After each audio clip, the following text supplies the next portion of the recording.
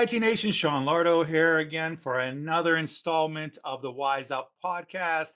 We're here to talk about everything that's with tips and tricks to help you within whether it's professional or personal. As a business owner, non-business owner, it doesn't matter. We bring guests on to share their story and how they do it, give you some best practices or whatever it may be. And so you guys can learn more from everybody in the community. I am with my trusty, handy dandy co-host, Matt Topper. Matt? Handy co-host of this Blue's Clues? Exactly. As I was saying, it sounded just like that. Yes.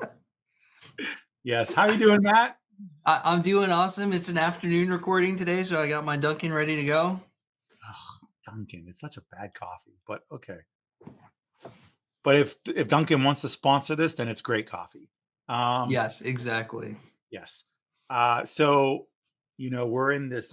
With that, though, let's get to our guest. With us talking about IT Nation being a community of communities concept. There's a guy good friend of mine, really good friend of mine, good friend of yours now too, Matt.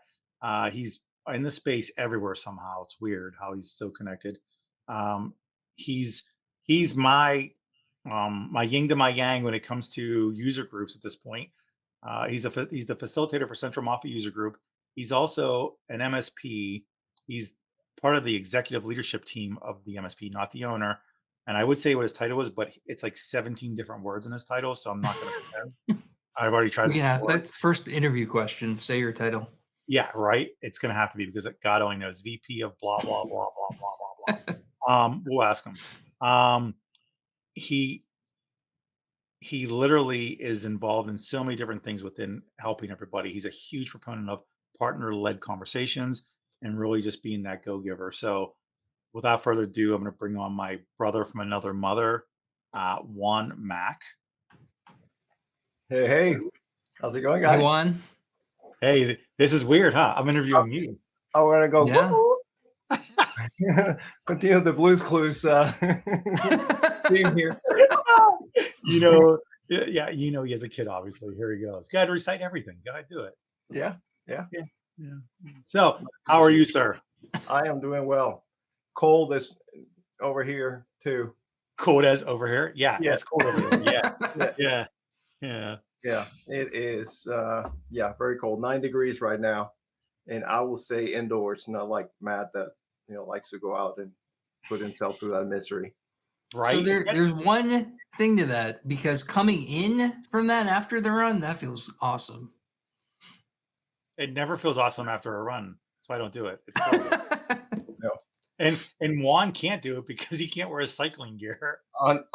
If it's under 45, I don't go out and run. I do enjoy my runs, but like said Sean, I stay indoors. I do cycling. Yeah, his spin class. He can't wear the spandex he wears for spin class on a run outside. Cool. No. So for the audience, Juan, where are you located? I am in Jasper, Indiana, which is we're southern Indiana, so closer to Kentucky, the Kentucky area. So a small little German town over here in an MSP. So with Matrix integration, you blend right in, right, Juan? German. Yeah. No, it's Germantown, so you have no idea how many names I butchered. No, I kind of do because I watched you butcher Jim Smith. So I mean, yeah. With everybody, I was like, "What is that? Juchbelor?" You're like out of the Key and Peele skit where he's the principal or the substitute teacher, and he's like, Blocky. Yeah. Be nice. Want to go to war, Blocky? Matt, have you not seen this? No, I have no idea what you're talking about. Oh, I'll share with you later. Yeah, don't worry. It's phenomenal. Okay, sounds good. Now, what do you do? Well, I said you're an MS. You work with an MSP. What is your title? I want to hear this. I heard it was 17 words long. It's ridiculous. No, it's not VP, so that it doesn't start with VP. So. No, I am the technology and business operations manager. It's not 7 words. I have to reduce it to tech and ops. Okay, so the first time he said this, when we were in Chicago last, it was more words. And they No, were bigger. And they were bigger with more syllables. I assure no, you. no. It's technology and business It may have operations. sounded that way depending on when this was specifically. It was September, and he said Yeah, definitely said. Anyway, yeah. I No, digress. technology and business operations manager for Matrix integration. Okay, and with that, I mean, what's the job? What do you do? Well, I've always been in charge of the of our IT, so I've always been a part of the the technology manager here. But nowadays, I'm more focused on how everything integrates with our business processes. So I work a lot with all the different departments and how technology aligns with all the different parts of the business. So make sure that everything is aligned and that we have the right processes in place to make the business operate smoothly. So you're doing enablement Yes. and So and all work and operational efficiency. correct. So all the all the different integrations, make sure that that brings efficiencies and anything, even our existing tools. See what's out there that is new with new features. How can enhance our our teams and enhance communications. Now with all the automations and AIs that get those get added into all the different tools. How can we leverage those? So it's always a continuous cycle for existing and new products. Okay, good. I love that. So, that seems like a very busy job. It is. Busy, like a lot of Yeah. work, a lot of hours of work. It keeps me busy for sure all week long because it's not only that, so and it's also the output of that. So all the reporting, all the data analytics, everything that we can extract from that to see if what we've implemented, it makes sense in improving efficiencies and help us make better decisions. So it's a complete cycle. So we always have to. It's kind of like we always have to measure what we're implementing, right? So make sure that we're getting that return in all sorts of data analytics and using those again to bring those efficiencies back. So it's a complete life cycle. So Juan, you set us up with the perfect segue to talk about what we're going to talk about on this episode, right? In order to do some of this, you're not on an island by yourself. You want to hear what other people are doing, other users of these tools, of these solutions are doing. Why don't you tell us about Central Mafia and how that came to be? Yes. So I've been with the Central Mafia as part of the Central Mafia for a long time, and maybe 14 years as a member. And a few years ago, one of the facilitators asked me if I wanted to facilitate. Uh, and I accepted the challenge because I really enjoyed that community. When we started as an MSP and implementing our tools, I mean there was a lot of unknowns. And trying to figure that out by myself, it was very hard. And you can read all you want, you can try to follow all the best practices from all the different vendors, but trying to find those real case scenarios and problems, um, you don't going to get that from there. So being able to talk to other partners about and learning that they have the same problems and how they were able to tackle those, and then just have that soundboard, right? It's like, okay, this is the things that I'm trying to do. Is it a good idea or not?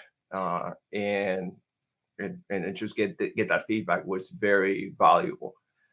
So from that moment on, I mean, I was always been passionate, and then just for him to ask me to continue that, um, and hands down, I said yes.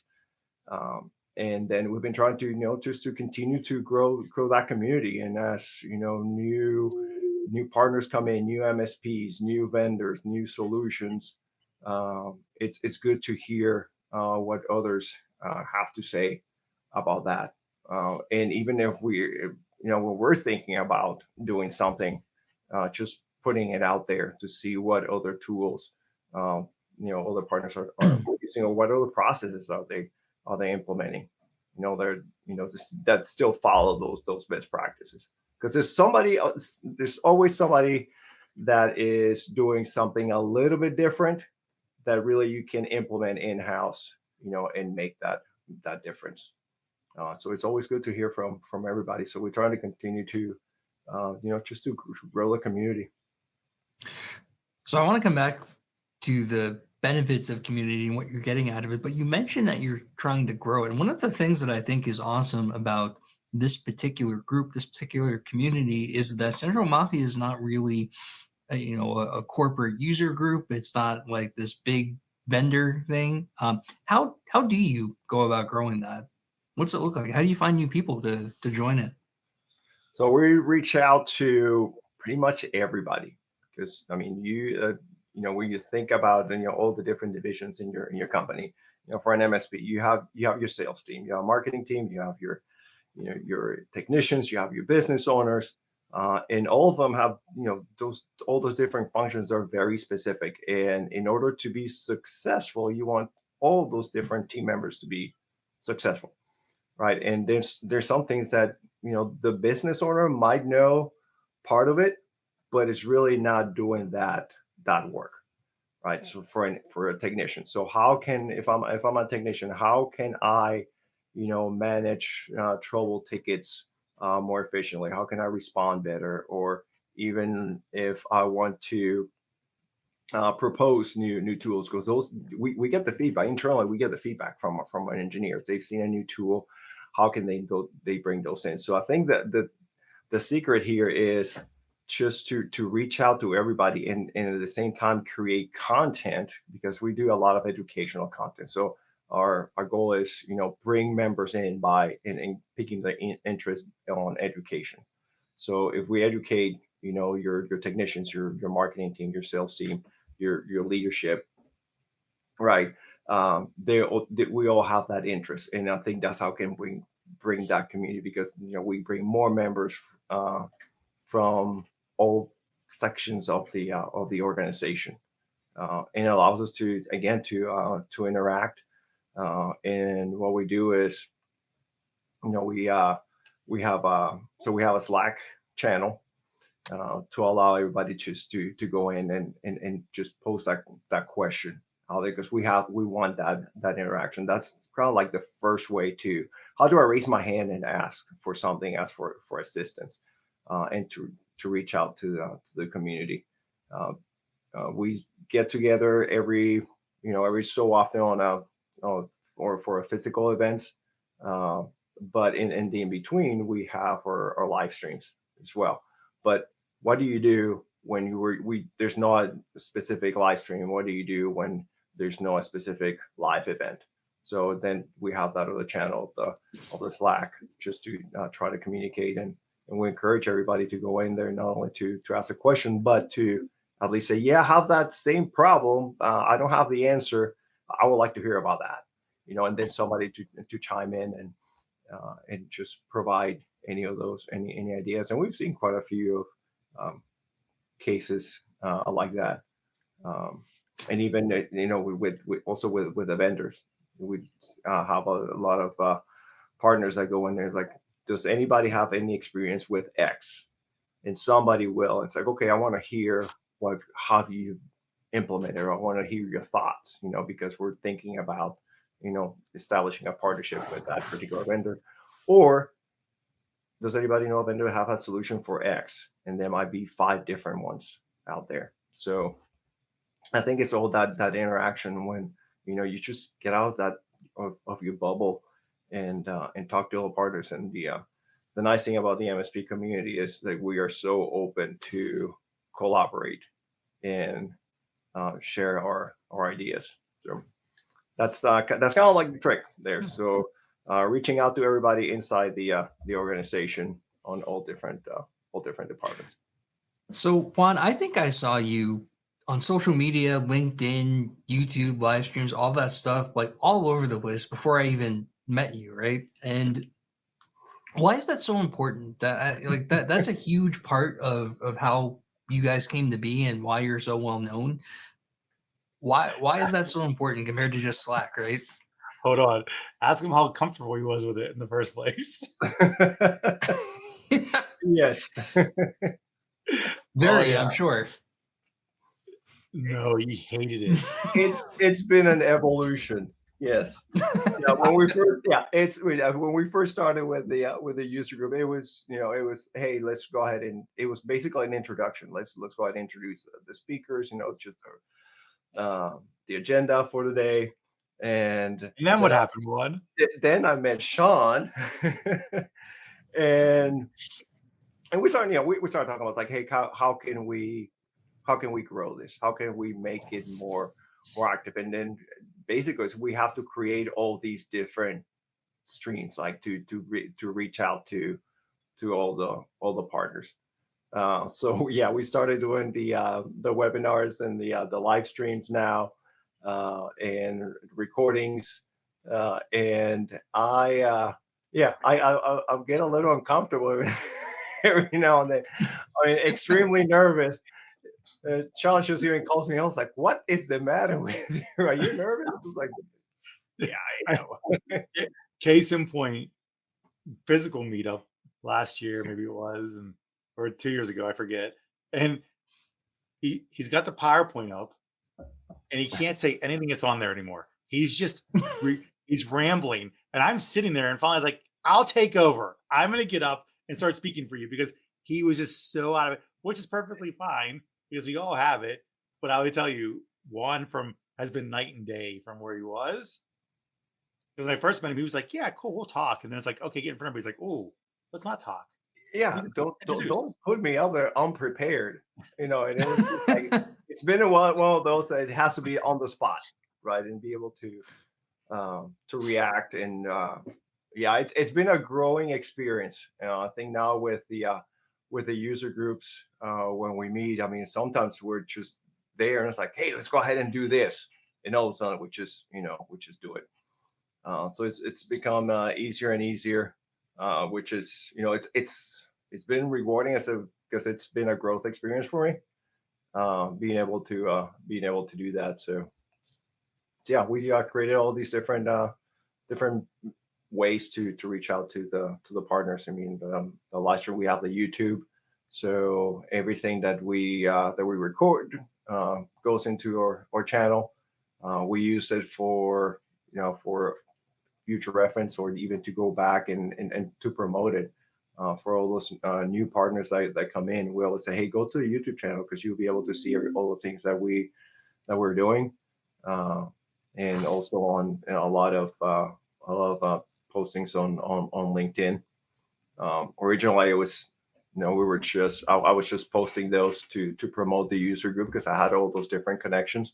But now we have that central repository for the Central Mafia and the LinkedIn. So just to streamline it, all that in there, and different members, also that we have as part of our community. So one of the good thing is that we did is, since we started expanding, is I cannot do this by myself. So we brought all the partners in as well. They're also passionate about it, and we have an advisory council. So they all provide like different ideas on how to do this. We divide and conquer.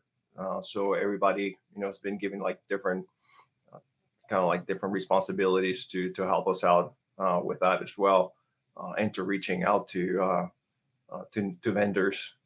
So we want to bring a vendor to the live stream.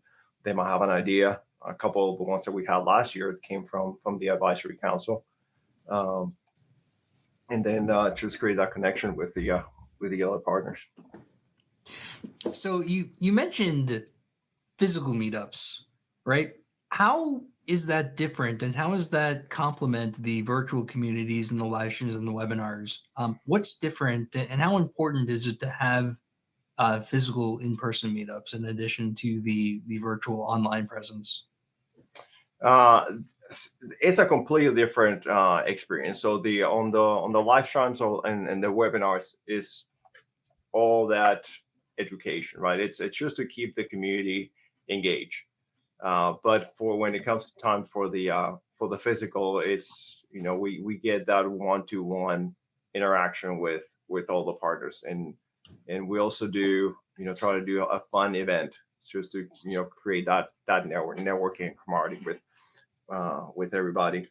Um, we've done axe throwing, we've done cornhole tournaments, and it creates a great environment. You can just tell when all the partners are in there doing that event, like just the next day, how more relaxed they are, more willing to just when it's time to go to a session. Hey, I'm going to sit down next to you because last night we're just throwing cornhole bags, and then they create that connection. It's not no they interact there, and then it's long lasting, right? They connect on LinkedIn. They will see each other on the next event, and a lot of them just look forward to it, because even when we get together, you can just see it's like, oh my gosh, I've been waiting, for this event, just to go in there and reconnect with friends. John, you look like you're dying to jump in. What's different about the in-person events?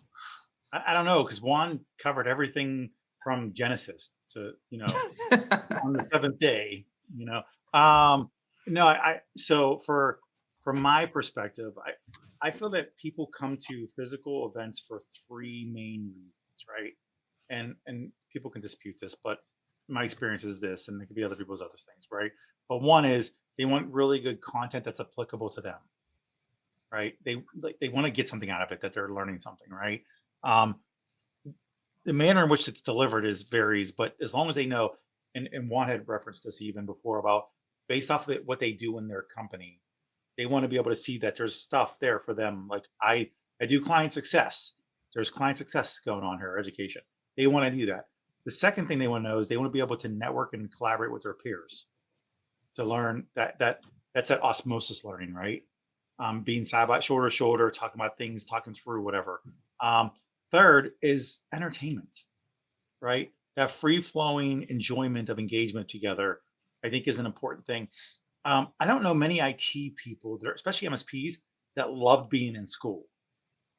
They're not really typically classroom people, right? They're not. They like to learn, but they don't necessarily. They want to have hands-on doing things. They learn by doing. Exactly. They're not. If they weren't that, they'd be getting their PhD, right? They would literally be in college for 10 more years after high school, right, and doing that stuff, right? And most of them don't like that because they like to get in. They want to get their hands dirty. They want to work on stuff, and they want to do it with other people, right? And everybody has a good talent. So I think all in all, those are the three buckets that we do. And I honestly, I enjoy being up there talking to them because they all became friends. Scott Baden, that's on our advisory board. It was his birthday. He had no idea. We tricked him. We're like, everybody gets a speaking topic, or everybody gets to do something that they're going to be in front of everybody. And so Scott's part was to tell everybody to go to lunch. Yeah. When he gets up and goes ready to go to lunch, we bring up the cakes and we bring up his sash and his tiara. The whole group sings happy birthday. And he just keeps mumbling to us how much he hates us as it's happening. So uncomfortable, so great. And then Juan tried to do it to me for my birthday, and he failed miserably. It was a terrible fail. I think you were there, Matt. I think you were. You were there, Matt. Yeah, remember we were there? And I was supposed to get this telegram was supposed to come. Yeah, you were supposed to get this singing telegram that never showed up. Oh yeah. And then a cake that he ordered that was one. And then I ordered a cake, and it was a slice. Yeah, it was one slice. It was a big slice. Well, you know what? DoorDashing in Chicago, I thought for that price it was going to be a huge cake, and somebody was going it's probably a jump cupcake. out of it. It was one slice of cake, and I was like, and he goes, "This is the cake for you, Sean." And I was like, "Well, who would like some of the 70 people here to slice a cake? We'll just take little morsels." You should have seen my face when they deliver that. I was like, "Thank you." So you have an in-person meetup and you have different kinds of content and things like that. How do you decide what types of things to feature, right? Obviously there's some component of, if you have a vendor sponsoring, there's some of that, but what else do you include? So that's where I think that's where the partner led and the advisory council come into play. I mean, we're always asking the partners what they want to hear, what they want to learn. And then we take that feedback. We get together, the advisory council, and we spend a lot of hours building that content, and building the materials, reaching out to all the different presenters, and setting out expectation also with the presenters on how we want to deliver that content to the during the event. We try to prioritize too, based on what's top of mind. So we try to like create content with if it's related to sales, if it's related to operations, if it's related to security, and try to create a good balance in there for the in person. And then with the live streams in the in betweens, we bring all the other supplement content in there as well. And then you mentioned, you also mentioned the vendors.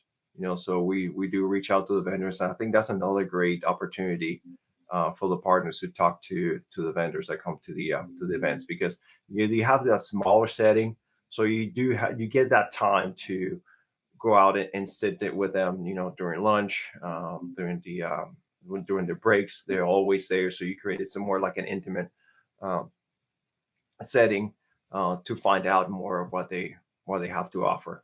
And also a limited amount of vendors that we can bring to these events. Sean, this is something that you and I have talked about on other occasions, but I think Juan brings up a good point in that, we sometimes tend to think of the vendors or the sponsors of these things almost as like a bad thing, but this is an opportunity to really show how something can be helpful or solve a real problem they're having, not just an opportunity to get up there and pitch. Yes, you're absolutely right. Um, the goal of the primary goal, as we keep talking about for the user group, is development, right? Um, and we talk about business outcomes instead. Okay, and a business outcome has nothing to do with any one factor. It could be a process, a procedure. It could be a skill set enhancement, or it could be a product, right? Regardless, they all are complementary to business outcome and improving it. So yeah, if done right and you leverage the vendor in the way and treat them as a partner instead, they are partnering in this, because again, like we're doing this recording right now. Look at the vendors we're using. We're using StreamYard, we're using Logitech, we're using whatever mic you're using right now, right? These are all vendors. Without them, this is impossible. Same rules apply to MSPs when they're sitting in that room. They need the vendors. That's just a matter of how you create the engagement. And the one thing that Juan and the group has done a really good job at is letting vendors know the proper expectations of what they're coming to do. This is not a product pitch going on. This is an educational workshop. This is for them to get a chance to sit down with them and tell them, like, hey, let me show you how we do stuff. Here's how we can improve your life by using this. And I'm physically going to show you how we do it. So I think that's the difference. They don't have to be an enemy. They're not supposed to be. They're supposed to be complementary. And it's just a matter of figuring out how to make it complementary. Yeah, we're trying to It eliminate sounds that. like the provide value is the ultimate message in both vendor and user content. Everything, you should just be providing value to your audience. They're all willing to. There's not one of them. Have you heard one say, no, I don't like that idea? Never. Nope. Never. You tell them what they're working with, how much time and what you're going to give them access to, and they're every vendor. And when as a vendor for myself, like, I don't know, Matt, I don't know if I consider you and I vendors anymore right now, right? Because of our job, we work for a vendor, but we're not really we're not out there pitching products or anything like that, right? But even as a vendor, I never got myself into the position of just, here's my stuff, buy it. It was more like, hey, what do you need? Let's have a business conversation. Yep. That's what I was gonna say. Yeah, we try to eliminate that sales pitch. I think that's what people try to avoid as soon as they hear that sales pitch. Like, well, no, if I want to, if I want to see what you do, I just go to your website. If I'm interested, then I'll schedule a demo. Yep. And what like Sean said, what we try to do is bring that value. We encourage our vendors to even bring in other partners that use their solution and have that partner voice, and have the partner say, I'm successful with this tool because of X, and this is how I've implemented. And now, the old partner's like, I want to talk to that person now because I want to hear their experience. I Mhm. want to hear their pains. I want to see how they were able to successfully implement, that tool, and what impact, did it have in their business. After that conversation, it's like, okay, now I'm going to go ahead and schedule that demo. And I think it works hand in hand, and the vendors really appreciate that. I think they've been really open to doing that in some of our last event. That's we had some content created around, the partner and the solution that they've been able to implement with them, and brings that additional value. And and Well, and and we did this also, talking to back to the vendors after each event. We reach out back to them and say, okay, how was the event for you? What else do you want to see? How can we help you? Because Yep. we do want that relationship. We appreciate, we know the value that they bring to the community. We want that experience to be rewarding for them as well, because they're investing in our community. I think it's I important think to note, you. Matt. I think it's important to note one thing Yeah, before you go go. ahead. I'm sorry, is that all the vendors that are part of it have been actively part of it for years now too.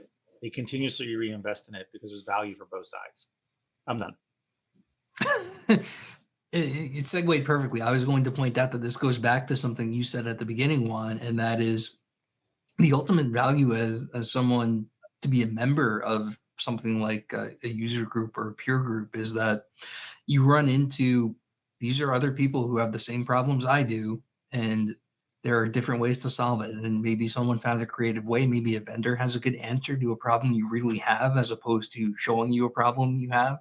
Right? It's just a different way of looking at it, and that's the value of this. And I think that's why the in-person meetings are so valuable. To your point before, you have the conversation in the hallway or the conversation at the table before the presentation starts, and something that wasn't even on the agenda, all of a sudden the guy sitting across from you is solving something you've been stuck on for 3 years. There's nothing like it. Yeah, yeah, absolutely. Yeah, and even and I experienced that too. Like even during the sessions, you can see if I'm in a session and somebody asks a question, immediately, it's how like everybody just like people turns into that. But it's like, okay, I need to talk to that individual.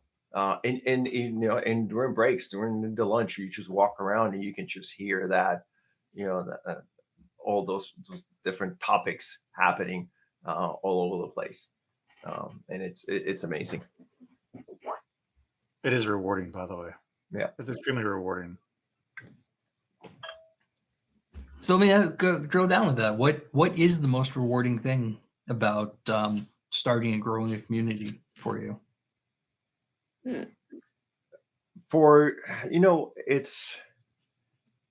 it started with what I said earlier, just being able to learn from others, and now it has evolved uh, into having those friendships. Going back and seeing everybody knowing what's going on with their business, and even if they're in their personal lives, just creating that connection. I think that's and then that could be just my, maybe my personality, like my friendly personality, um, and um, and then just being seeing that it's not just me, is everybody that comes into all the events, not just our events, like even like the bigger events when we go in. It's just not the Central Mafia.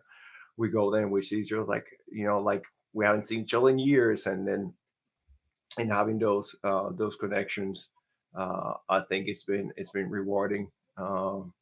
Just seeing our LinkedIn, growing all the time, as we were, making changes into the way we communicate. Just having partners reach out to me. It's like, hey, what's we haven't heard from you in a while.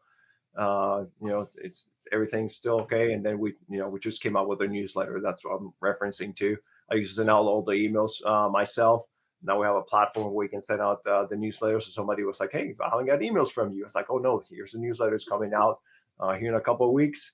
And just knowing that the partners still have that interest, that they share that, they bring all the people from their organization, and then then they tell all the partners at all the events. It's like, hey, you're not part of the Central Mafia, but you're in the Chicago, you're in Wisconsin, you're in, you have to come to the user groups, and not just ours, but across the U.S. And it's just like you have to go to the user groups, you have to go to that, and get engaged in that environment.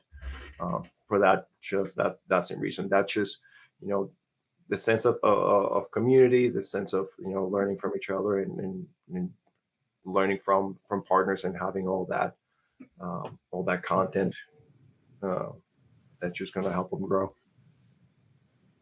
I forget what the question was because one was so long. All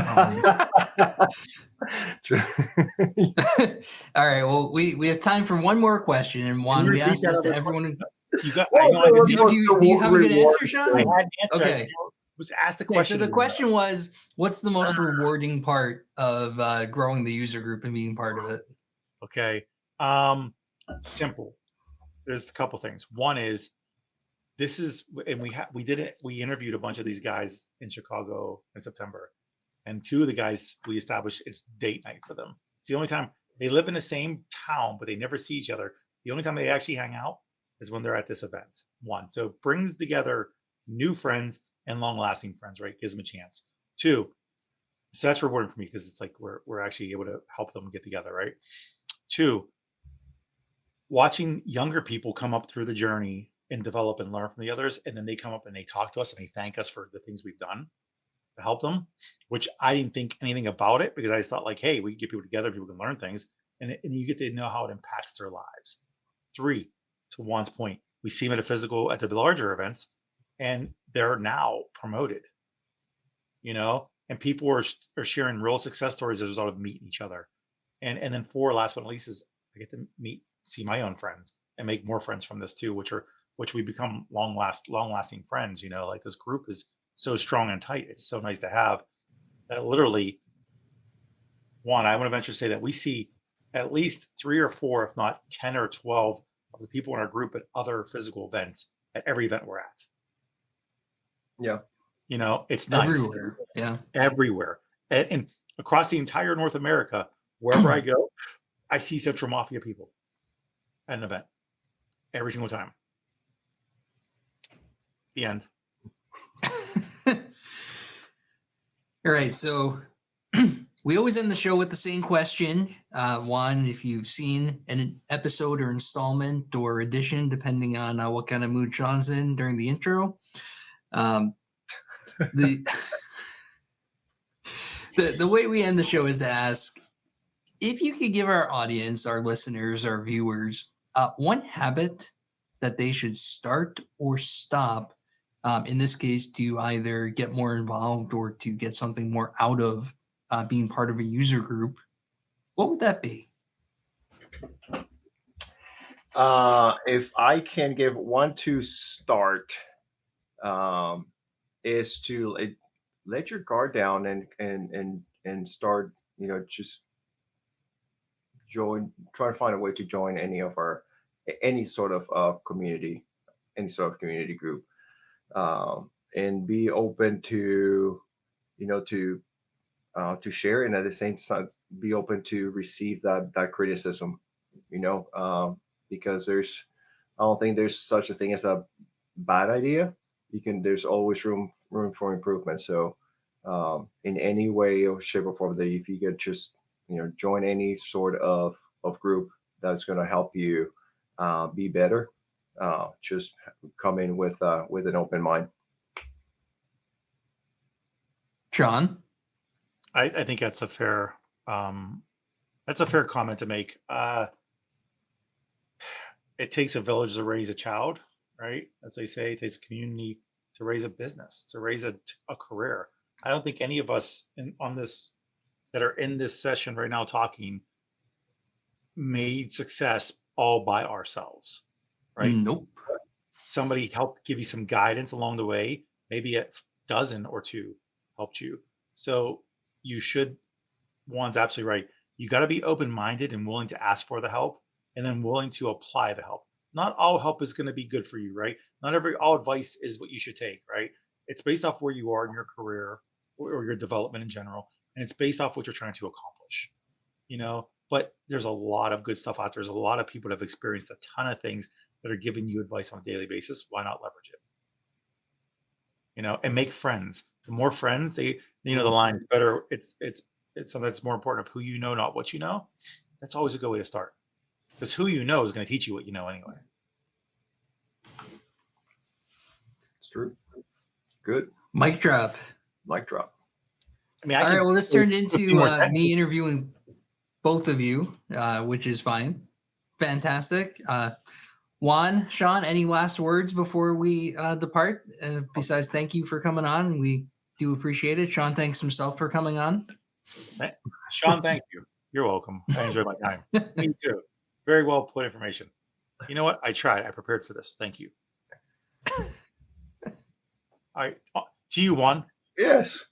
No, thank you guys for for the invite and having me here, and then sharing with everybody the experience that we had with the user group, with the Power community.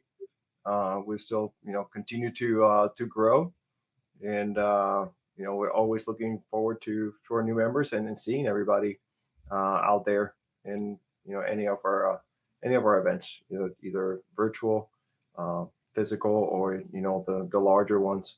Always looking forward to seeing everybody. So it's been great. Appreciate it. All right, thanks, Juan, and on behalf of Sean, thanks for tuning in. All right, Thanks, see you guys. Thank you. Take Toodles. care.